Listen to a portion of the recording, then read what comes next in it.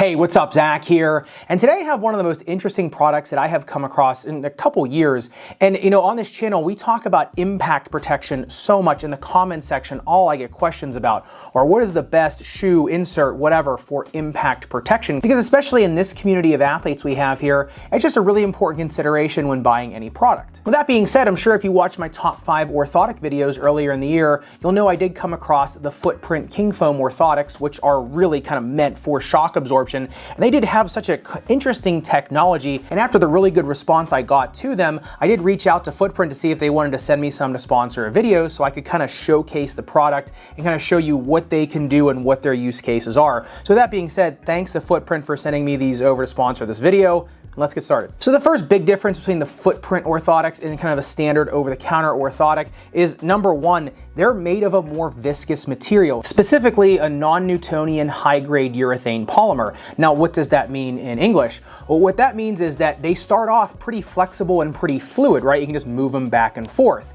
But then once you apply heat to them, they mold to the shape that's given to them, like your footprint. After that, once the orthotic cools down, that's when the orthotic hardens up and then becomes more of a rigid type product. However, because it is a high-grade urethane polymer with more viscous properties, it still retains all of that shock absorption. And the thing that I had to get my head wrapped around as a foot doctor when I was wearing these is that these are more of a flexible, high-contact, high-volume arch support versus other orthotics that are more kind of low volume, very rigid arch support, right? The orthotic doesn't move. It's meant to kind of augment the shape of your foot. Whereas in these, you augment the shape of these orthotics. They mold to yours. So it is a custom orthotic in an over-the-counter package. That's what I like about these, because people that are really looking for high contact, really high contour orthotics, you don't have to pay for the custom orthotics, which can get pretty expensive, but you can still get that full arch contour. And especially some people who don't like rigid orthotics, that's why I first came across these, because I liked them just trying them out when I was snowboarding last year. And then I found out that these were one of the favorite orthotics for snowboarders because they came from boarders and skateboarders. And that really makes a lot of sense, because these are meant mostly for shock absorption, for impact protection. They're not a rigid beam type orthotic. They're not going to give you a diving board effect like some polypropylene or carbon fiber orthotics would. They are much more meant to absorb shock, not necessarily push something back to you. And if you look at the box, they do say you can put these in the oven for a few minutes to heat them up, to mold them. However, I found just with my body weight, friction, and the heat that my feet produce, I molded these just fine without having to do that, because I'm more of, let's say, a dense athlete. However, if you are a lighter athlete, I think you can just put them in there because it'll help kind of sink your foot in. However, if you are a heavier athlete like me, I just put these in my shoes for about an hour and a half, walked around in them at work, and then when I cooled them down after I took my feet out of them, they molded just fine. And I think the best use cases of these are in shoes that give you a ton of springboard effect, something like the Jordan 36 or even the Jordan 37 with a little bit more of a stiff setup in the midsole. Something like the Coco CG1 that has a springboard plate in the forefoot, right? Or like the New Balance Kauai 2. Something that you need a little bit more contour, a little more comfort in that shoe, and a little more impact protection, whereas the shoe is bringing kind of that stiff setup, but you want something to make the shoe feel more plush and comfortable underfoot, and just something if you're going up for multiple rebounds, or if you're going up for multiple serves on a tennis court or volleyball, kind of going up and down so much, something that's going to give you that impact protection on your joints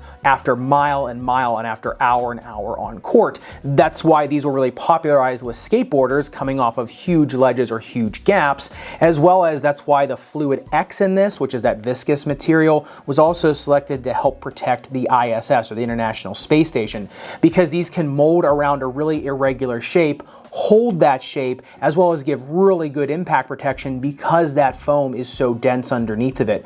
So as you can see, the technology really is kind of futuristic, but it has a very simple purpose, just protecting against shock. And just remember, if you are someone that's a little bit more narrow-footed, you will want to cut down the sides of these to match the shape of your foot, because they'll start to roll up on the sides of your foot if you are super narrow. Just kind of watch out for that. You do want to cut these down to size to make them more of a one-to-one fit. And these do come in multiple products. I like the Game Changer sneakers because they are a little bit more light and low profile, and I feel like they mold a little bit better to my foot.